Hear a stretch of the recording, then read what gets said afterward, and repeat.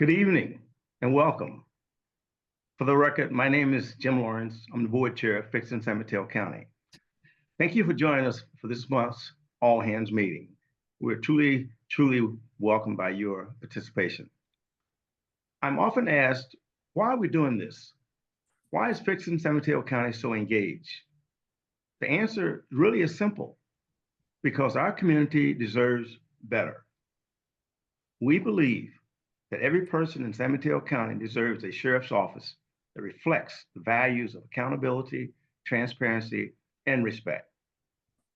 Unfortunately, the ongoing dysfunction, turmoil we've seen is really unacceptable. And that's why we're here tonight, because we all know that it's time for real, lasting change. Now, let me be honest, change is not easy. It can be slow, uncomfortable, and sometimes even discouraging.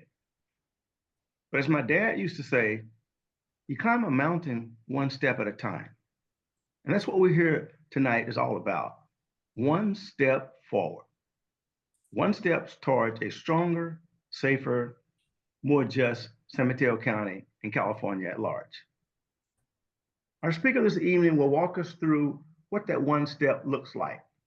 It's a critical piece, though, in a larger movement to reform our institutions and restore trust. So I ask you, listen, reflect, find your role in this work. Because when we come together like we are tonight, we're very powerful. We can climb this mountain and make a difference. Again, thank you for being here tonight. Nancy? Thank you so much, Jim. And welcome, everybody. I'm Nancy Goodman, the Executive Director of Fixin San Mateo County and one of our co-hosts. So we are a nonprofit grassroots group started 4 years ago by local residents with a singular goal of establishing independent civilian oversight of the San Mateo County Sheriff to provide transparency, accountability, and justice. We're proud to have earned the support and votes of 6 cities and towns in the county and their elected officials, which represent a third of the county's residents, as well as more than 35 organizations, which have also endorsed Fixin San Mateo County, and they represent more than 5,000 residents. We host these monthly Zoom meetings, although we also intersperse Zoom with in-person parties 4 times a year and monthly happy hours. So we're delighted to be co-hosting with the California Coalition for Sheriff Oversight, CCSO. We're a statewide coalition. San Mateo County is part of that, as are many of the other people here. We started a couple of years ago. It's advocates. We advocate and support establishing, maintaining, and improving effective civilian oversight of county sheriff offices throughout all of California, as authorized by AB 1185. CCSO, our co-host, has participants from 12 counties that together represent 60% of California's population. And who are we? We are really a learning community. We share and learn from each other about trends in oversight, challenges, and areas of opportunity in the sheriff's office oversight area. We monitor legal developments and advocate for legislation when it's appropriate. And our third co-host we're delighted to have is Sonoma County's CLEAN, which is the Committee for Law Enforcement Accountability Now. CLEAN is a nonprofit in Sonoma County, and their mission is to promote effective civilian oversight, transparency, and accountability of Sonoma County law enforcement, advocating for improved public safety while ensuring fairness, access, and equity for all through public outreach and engagement. Deaths in jail is something that matters to all of our co-hosts. So thank you. And now I'm delighted to introduce our speaker, Allison Ganter. Allison is the new director of in-custody death review within the Board of State and Community Corrections, which is called BSCC, and that's a state agency, and she's a state employee. It's a brand new position created by Senate Bill 519, and just took effect in last July 2024. So Allison was appointed by Governor Newsom in October 2024, barely 6 months ago, and confirmed by the state Senate.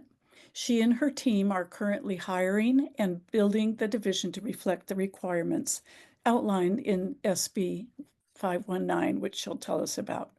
Prior to her appointment as director, Allison served as the deputy director of the Facility Standards and Operations Division in BSCC, so she's familiar with the area. During her tenure as deputy director, she built the enhanced inspection process, which doubled the number of statewide inspections in facilities. Thank you for that to all of you at BSCC, and aligned regulatory requirements with national best practices. She also brought increased transparency and public engagement to the regulatory process through stakeholder input and extensive public comment. And this is what she's doing tonight is an example of public outreach that she's still doing. Prior to BSCC, where she joined as a field representative back in 2020, Allison served in the New York State Assembly and the New York State Commission of Correction. She holds a Bachelor and Master of Arts degree in criminal justice from the University of Albany in New York. So welcome, Allison. Thank you so much, Nancy. Thank you to everybody for joining us this evening. I'm Allison Ganter, the director of the in-custody death review at the BSCC, and I have a little allergy cold going on, so I apologize for my voice. I will begin to share my screen. Just give me one moment. And then if somebody could give me a sign that it's up there and you can see it, we'll get started. Thank you so much. Again, thank you so much to Nancy and all of you at Fixin San Mateo and the other organizations that set this up.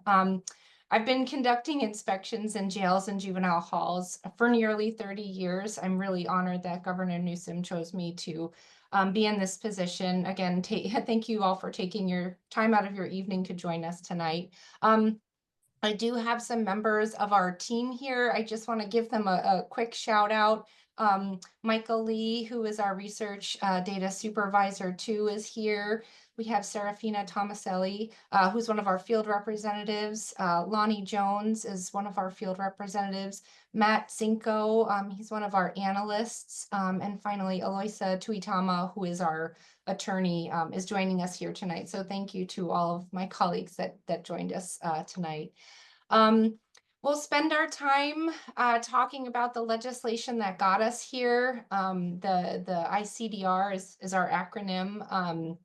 What our mandates and responsibilities are, our goals, my values. We'll talk about the structure of the division, what we've been doing over the last 6 months, and then we'll talk about what we're currently working on and what we're planning to do next. And then we'll have some time for questions. And I want to let you all know that I do my my best to answer everybody's questions, but I have to admit we still are in the early stages of this division, even though it's been about 6 months. So I'm not always able to answer every single question. But as unfortunate as that can be sometimes, questions that I can't answer actually give me data and give our team information. So again, I appreciate all the questions. I look forward to receiving them and doing my best to answering all of them. So we will get started with what got us here, which was Senate Bill 519, sponsored by Senator Atkins down in San Diego. And this bill came about with lots of grassroots efforts from families in San Diego. I would really love to shout out Paloma Serna, who lost her daughter, Elisa Serna, in the San Diego County jails a number of years ago, and Yusef Miller, who introduced me to this group. Again, it took a lot of work at the local level to get this legislation passed. It did become effective on July 1st of 2024. It is a brand new division in the state of California. It's a brand new division in the Board of State and Community Corrections. It is focused solely on local detention facilities. We do not go in and we do not review deaths that happen in state prisons. I was appointed in October of 2024. The bill became effective in July of 2024, and that's when the date on which we will start reviewing deaths. So deaths that occurred on or after July 1st of 2024 will fall under our purview. We do have a narrow mandate. So you'll see the fourth bullet here where it talks about we review investigations of deaths that occur in local detention facilities. And a little bit later on, I'll dig in a little bit into what our role is and some of the things that we don't do at the BSCC. But number one is we review investigations of deaths that happen in local detention facilities. And based on that review, we will make specific recommendations to detention facility administrators. It says sheriffs up there, but if a person dies in a city police department jail, we would make a recommendation to that administrator. Sheriffs, administrators of local detention facilities are required to respond to the ICDR recommendations with a timeline of those recommendations that will be implemented, and specifying which recommendations they will or will not recommend. And we'll talk about what that means a little bit later on. But again, there is transparency included in the legislation. All of our reports, recommendations, and the responses of the sheriffs and other administrators will be made public once they are complete. They'll be located on our website. If any of you have had a chance to look at our local detention facility inspection reports, similar to those, the reports of our division will be posted up there as well. Again, our ultimate, and I do want to add at the very bottom here, one of the things that was in the original legislation is that upon appropriation, our division would be assisting with establishing and implementing health and behavioral health standards for local detention facilities and reviewing the delivery of medical and mental health care services within local detention facilities. And I'll talk about funding in a moment, but as of now, we are not funded. We don't have staff to conduct those reviews. So we'll talk about next year's budget in just a second. So again, the ultimate goal here is through our reviews, understand why deaths are occurring, and work to prevent and reducing custody deaths. And to do that, we're going to need meaningful information from local detention facilities, which is something we're working on right now. And again, based on the information we receive from agencies, we're going to be able to make recommendations both to the agency itself to change practices or policies or training at a specific agency, but we're also going to be able to provide knowledge across the state on best practices on how to prevent deaths across the state. We also will have a role in updating applicable regulations so that, again, we can change best practices across the state to help reduce and prevent deaths. Again, the mandate is really narrow. I repeat it, review investigations of, that is the language, the legislation that we were given as a state agency. We're working to define what that looks like. It is narrow, but it is really important for us to be transparent, to collect that meaningful data and to make those meaningful recommendations. And that's what we're working really hard to do. And we're taking the time to get this right. It's a really rare opportunity in the state to build a brand new division. And that's, we're taking a lot of care on this team to build this division. So that we can fulfill that goal of reducing and preventing deaths in local detention facilities. So I talked about upon appropriation, getting the positions for reviewing medical and mental health care, and then also making recommendations for minimum standards for medical and behavioral health care. So in 2024-25, the fiscal year in which we were authorized, we were given $2.1 million and 12 positions. We filled 8 of those right now. And I've pointed out some of my colleagues that are here today. There's the director, that's me, an attorney, field representatives, those are our inspectors. Those are the people that will go out into the field and do the reviews. We filled 2 of those. We have 2 researchers. We have Michael, who's our supervisor, and another researcher. We have 1 of 3 analysts, and we have a person dedicated to building a database and help fulfilling our goal of data transparency on our website. So, excuse me.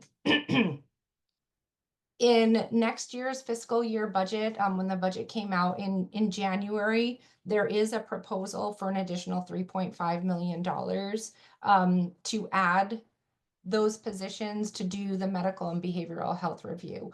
So if people are curious about why, when we begin our reviews, we're focusing on the custodial side of the of the review of the operations, it's because we don't have that subject matter expertise yet.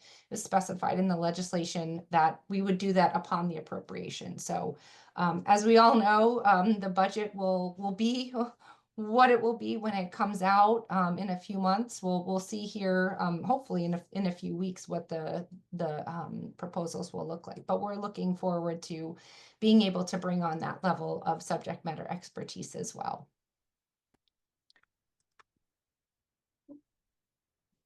So for the first 6 months, it's been a whirlwind. One of the things that I wanted to say with our funding and our staffing is that building a new division in a state agency takes a lot of time. I'm so fortunate to have the colleagues that I do. And the most recent of which were hired just a few weeks ago. So we are actively bringing people on, building our roles. Any of you that have worked in state or local government, or even the federal government, it takes a while to bring people on board. So that's one of the things that we've been doing. I started at the bottom of the slide. I'm not sure why I did that, but we have been hiring. Again, I was brought on in October of 2024, even though the division was established in July of 2024. Collecting and analyzing data. Again, our agency started collecting data from local detention facilities on July 1st of 2024. So we got a little ahead of ourselves, which was good. So we have some pretty basic data from people who have unfortunately passed away in local detention facilities since July of 2024. We have those data. Again, they're pretty basic. They're rooted in some existing laws and regulations. So we do have some data to start with, and our team is analyzing those data. Also, it was really important to me and to the rest of the team to understand what the community was looking for in this division. So we've spent a lot of time listening to and talking with impacted families and communities. It's been really helpful for us to understand what impacted families would have wanted to see after such a tragic event. What information did people want to have access to? We've learned about, hopes and wishes for this division. Like, how can we as a state agency get information directly from impacted families? And we've also talked a lot about what the definition of an in-custody death is and how to perhaps expand that further than the walls of the local detention facilities. So it's been really humbling. It's been eye-opening. I cannot believe the strength that family members and community members have come to us with, and we're still listening, we're still talking. So we've been spending a lot of time, again, just listening. We've also spent time in local detention facilities so we can understand local processes. keeping in mind that every single jail across the state has a different process for how they investigate and handle deaths in custody.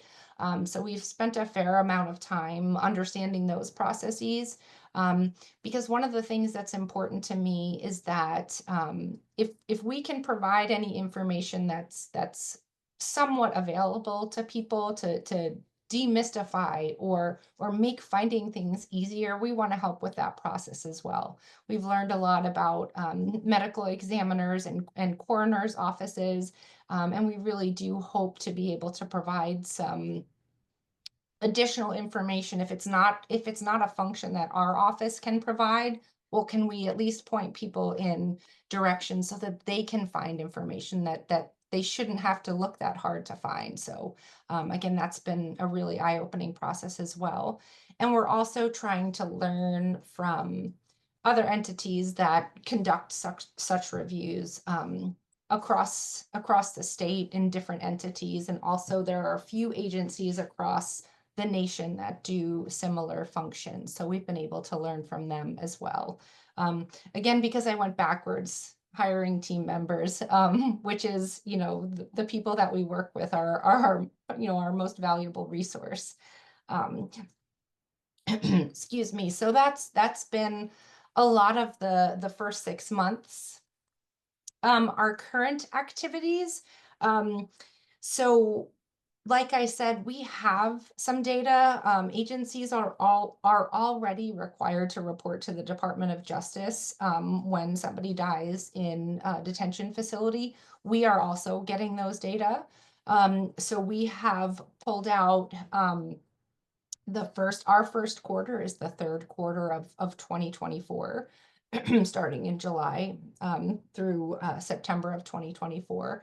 And we're making initial contact. We're beginning our initial reviews of those first deaths, so we can build our review, define the scope of our review, and begin working through what is a fair amount of deaths that we have to review for our agency. So again, right now we're in the process of conducting that, making that initial contact with agencies, doing the initial review. We are writing policy as we speak. We're developing our processes. We're defining what is a review. Again, a review is very different than an investigation. We intend to be transparent with our policies. So when we have a process in place, we will be sharing our process for review with the agencies that we inspect, with the communities.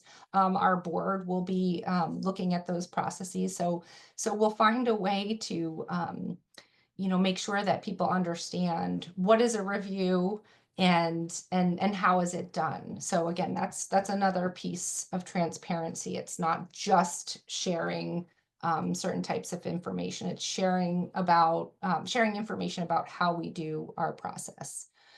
And that kind of goes into the next, developing public-facing information, sharing. Our research and our IT teams are working right now to best publish data on our website. We're working to figure out what data are appropriate to post and when. That's something that we're working through right now. And we're also working on updating applicable regulations. As I mentioned, our agency also conducts regular annual inspections of local detention facilities, and agencies right now are required to submit information within 10 days of an in-custody death, and then also submit a review within 30 days. We realized pretty quickly that we need to expand and modify the information that we're asking for. So we're working to update and revise our regulations, not only so we can get meaningful data, so we can make meaningful recommendations based on our reviews, but we'll also be looking at regulations that we can update to impact safety in detention facilities statewide, and also prevent deaths as much as possible. So those are some of our current activities, things we're working on right now.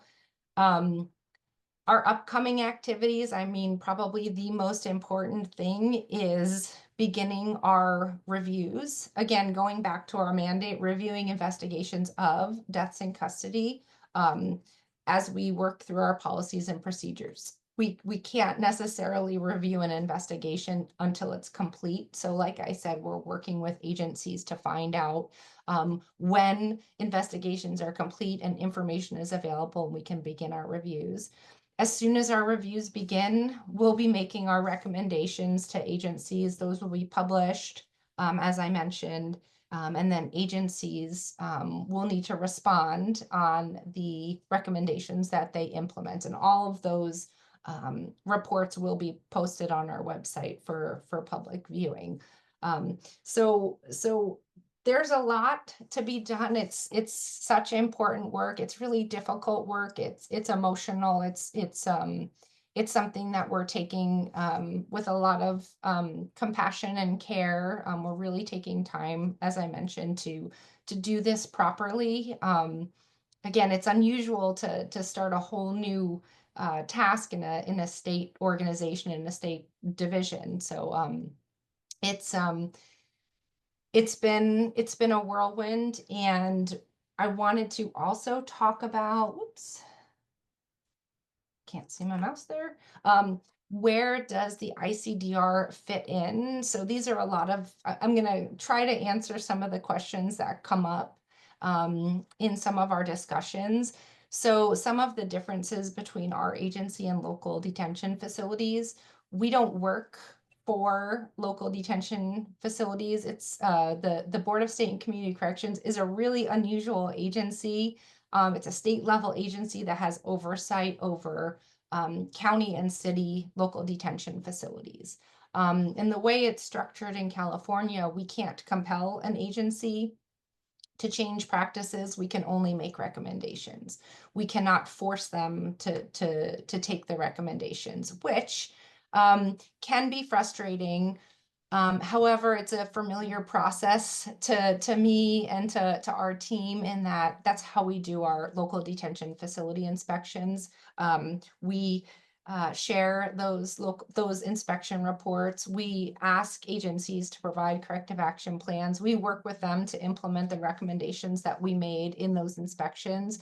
And so our reviews and our work with agencies will be similarly structured. And again, my hope is that we'll be able to, work with agencies and see some meaningful change. That even though they don't have to take recommendations, again, much of this work is transparent and public, and it'll be available for all to see.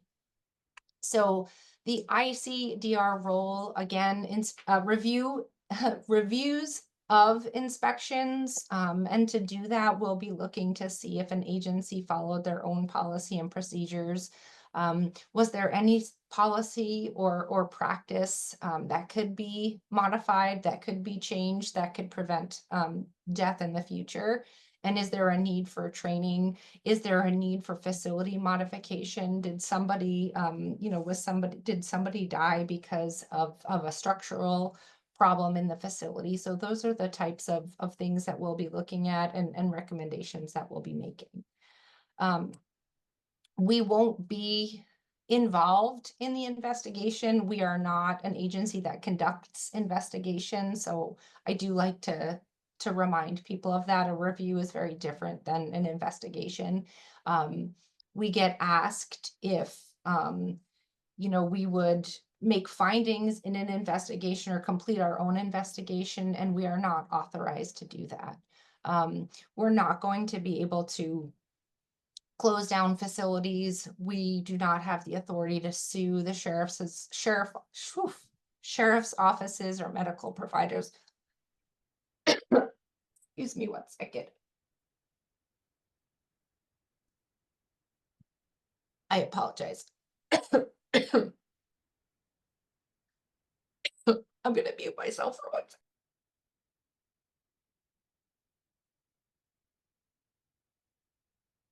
Sorry. I am She's so a- sorry. I made it that far. One more second. I'm so sorry. Allison, that's fine. You're doing great. Allergies are going around. Take your time. This. I am so sorry, and I'm almost done. Excuse me. We also won't be reporting directly to the Attorney General's office with our reports. Excuse me. However, we will be, we would make a referral if something became apparent that there was a criminal investigation needed. We would make referrals to the DOJ, although our reports right now are not going directly to the DOJ. And the last two little parts, we won't be able to disclose privileged information. And we're also not going to be able to talk about pieces of investigation that are part of an active litigation. So I'm so sorry. So just a couple of different points about where the ICDR does fit in with the sheriff's departments and the city police departments. With that, I'll end on a really froggy note. I believe it's going to be time for some questions, and hopefully I'll get some water in my throat so I can answer your questions. And thank you so much for listening.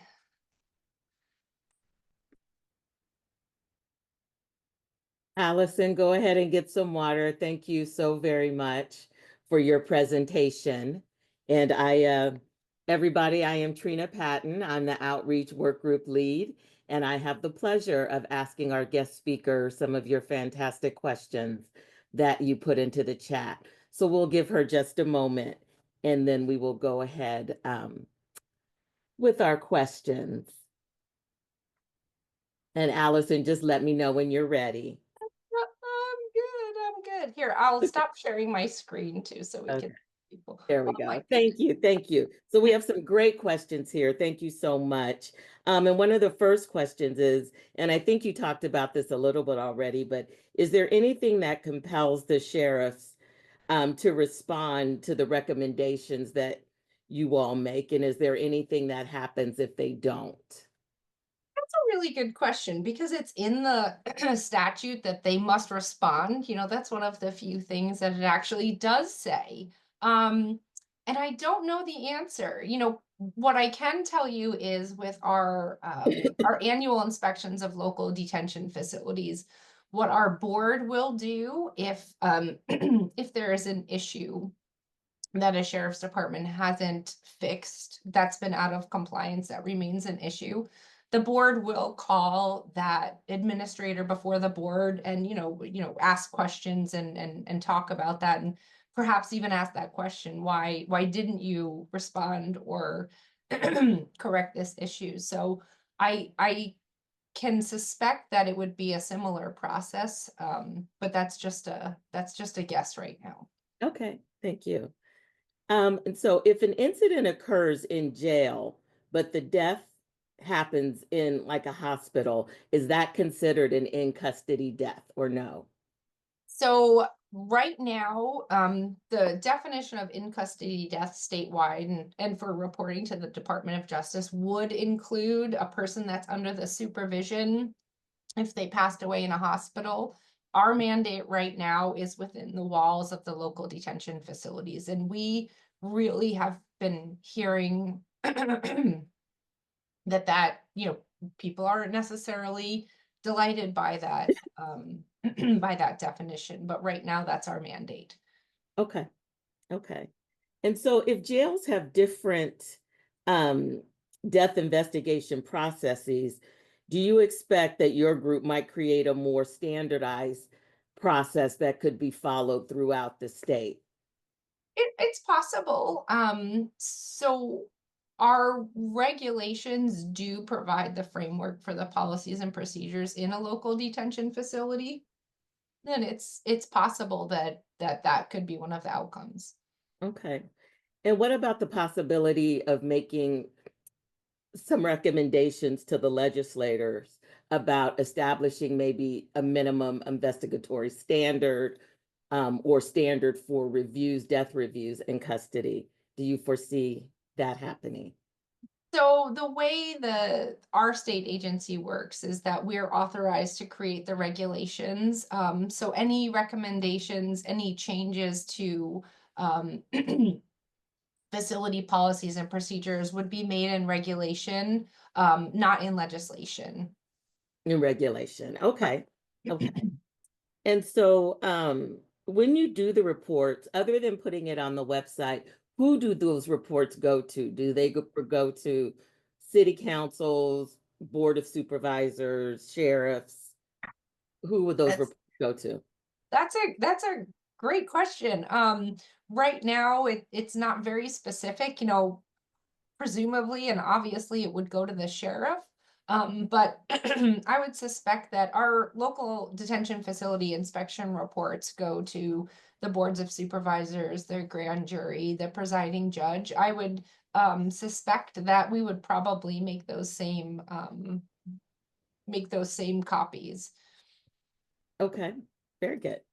And would you recommend that voters contact their reps to advocate for better funding for in-custody death reviews?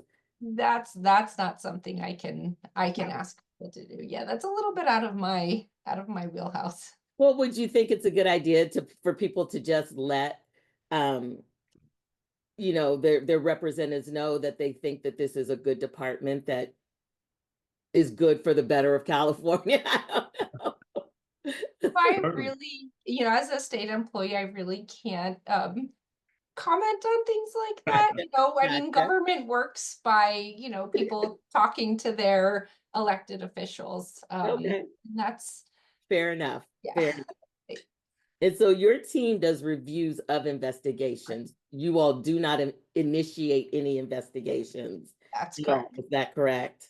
Yes. Okay. That's correct. Okay.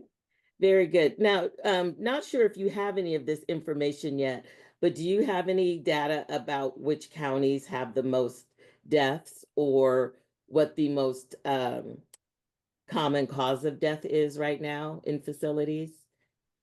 Yeah, I mean, I think I can safely say that Los Angeles has the highest jail population and the highest population in our state. So they unfortunately have the most deaths right now. And the most common and most frequently reported cause of death right now, agencies are reporting pending investigation. So we do have, I would probably say that suicides and natural deaths are the top of the ones that have been properly classified, but the majority of reports we have are still pending investigation. So that's part of our initial contact. There's no, as we're learning how to do this job, there's no clear link for agencies to update their manner and means of death. So we need to go find those out. We're going to be in so much better shape when we get our initial contact done and we can update those manner and means, because I don't really have confidence in what excuse me, what the most common manner and means is right now, because they're coming through as pending. Okay. Okay.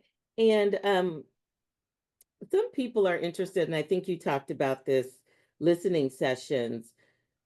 How can we have a listening session here in San Mateo County and perhaps even Santa Clara County? You can reach out to us. We're happy to just listen. Sometimes those are really great forums where, again, people can just tell their stories and let us know what they'd like to see in this division as we're building it. So we can certainly talk.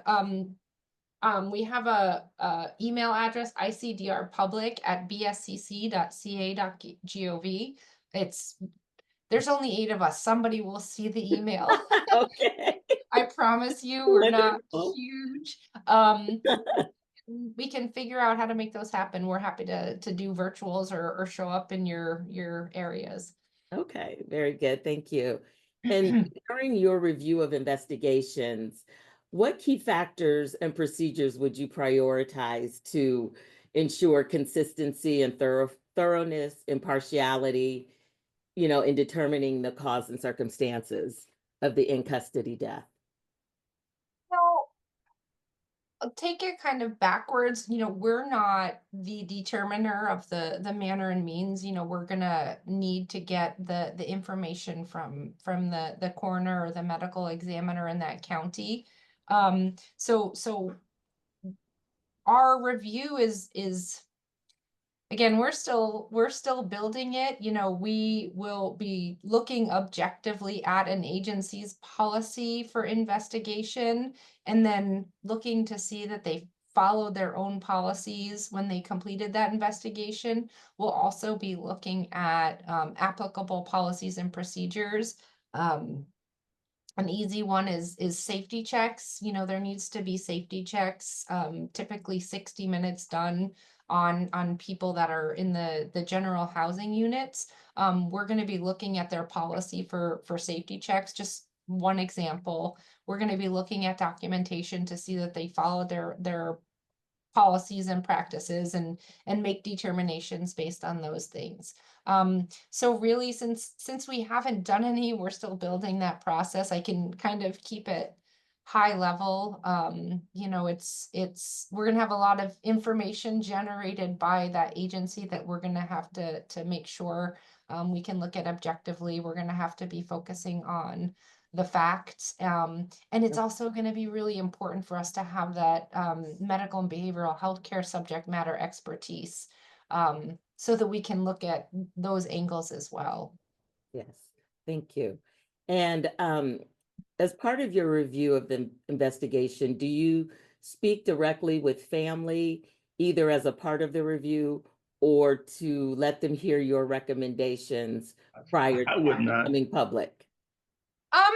That's another really good question since we haven't, completed building the process. I don't know exactly how families will fit in. It's really important to me that we have that information. I don't know what it's going to look like exactly, but it is a really good question and it's something that is top of mind for me, how to make sure that there's some connection to the family. I just haven't figured out exactly what that's going to look like, but that's a good question. And another part of a family question is families might want to view any footage that might be available. Is that something that you all might be able to facilitate or could be part of the process? So that's something that we're working through right now. There's so many laws around privacy, disclosure, Public Records Act, HIPAA. We are in the midst of figuring a lot of that out right now. The tricky part is that records are the source data, the video footage, things like that belong to the agency. We might not be in possession of it. We might not be allowed to release it. So again, I can't really answer that question because it's something that we're working on right now. But again, because it's another agency's data, we're trying to figure out exactly how that works. Okay, very good. And then one final question for you, and this is from Jose, Silicon Valley Debug. They want to know if they can tag you in emails when a family reaches out to their organization to get some answers or to make a formal complaint to jail admin. Sure. Use our email address. we right now in our data collection, when we get information from from the facilities, we see, reports in the media. Now that might not be part of our review, but the information that we have is so important. And again, this part of why this agency was set up so that there is a place for families to have a voice. So I'm really, welcome people to write to us and to tag us in an email. Yes, we can definitely put our email in the chat. Yes.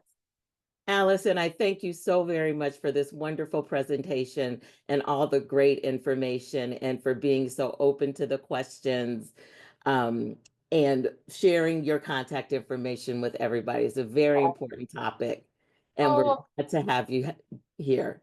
Thank you so much. of course. Thank you so much for having me, and Absolutely. again, thanks for spending your evening with us. Yes, and perhaps when you guys have gotten more underway, you can come back and let us know how things are going. Yeah, we're looking forward to that. That will be a good thing to share in the future. Thank you. Wonderful. Thank you so much. Thank you. And so now I just want to give you all some information about some events we have coming up. On Friday, May 16th, Saturday the 17th, and Sunday the 18th, Fixin will have a table at San Carlos Hometown Days in Burton Park. We had a table there last year for the very first time, and it was a fantastic experience. We got to meet lots of great people. We got to educate lots of people in San Carlos that the sheriff is, in fact, their law enforcement team there. Many people did not know, but it's a fun, enjoyable day, and we invite you to come out to Hometown Days and visit us at the Fixin booth. Also, we will have our regularly scheduled monthly happy hour on Tuesday, May 20th. We're at 4:30 to 6:30 at Worst Hall in San Mateo, which is at 310 Baldwin, but it's at the San Mateo train station. That's the easiest. No, it's not. It's on 310 Baldwin, but it's across the street from the train station. That's the easiest way to find it. And all this information is in the chat. And then we also in June will have our Summer in the Park event, which will be Sunday, June 22nd at Twin Pines Park in Belmont. And look for the newsletter and flyers about all of these events in your email. And now I would like to turn it over to my colleague RJ, who is going to close us out. Thank you. Thank you, Trina.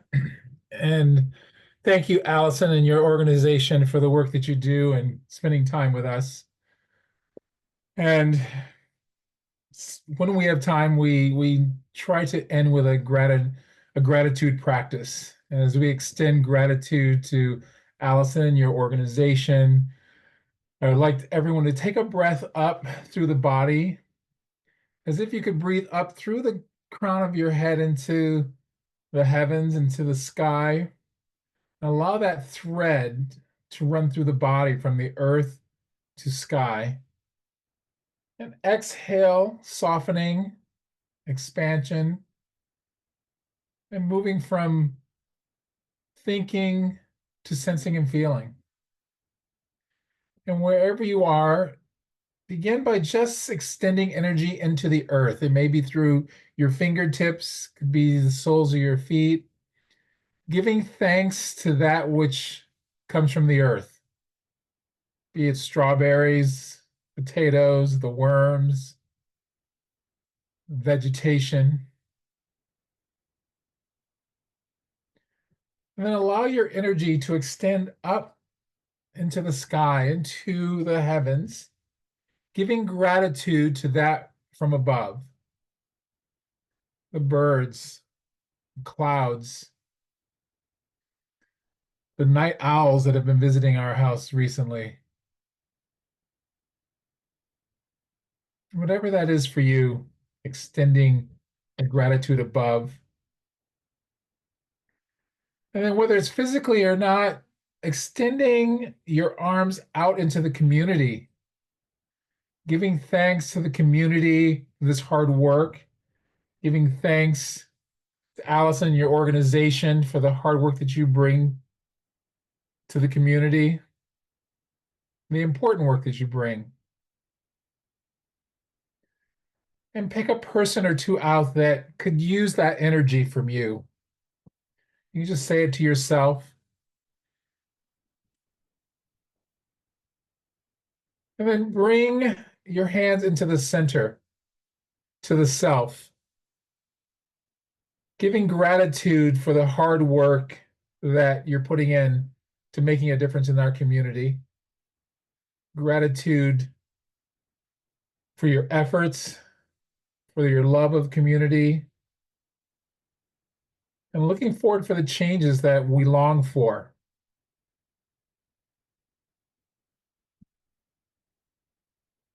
With that, I thank you for your practice this evening, and once again, thank you, Allison, for being here with us.